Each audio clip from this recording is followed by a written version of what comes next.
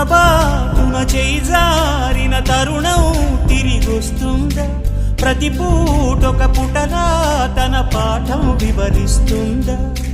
మన కోసమే తనలో తను రగిలే రవి తపనంత కనుమూసిన తరువాతనే పెను చీకటి చెబుతుందా?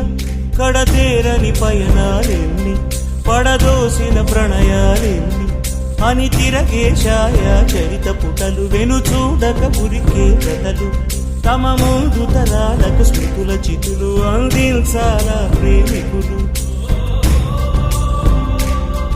ఇది కాదే విధిరాత, అనుకోదేం ఎదురీత. 10 నెలలు తనలో నిన్ను మోసిన అమ్మైనా, అప్పుడో ఇప్పుడో కననే కలను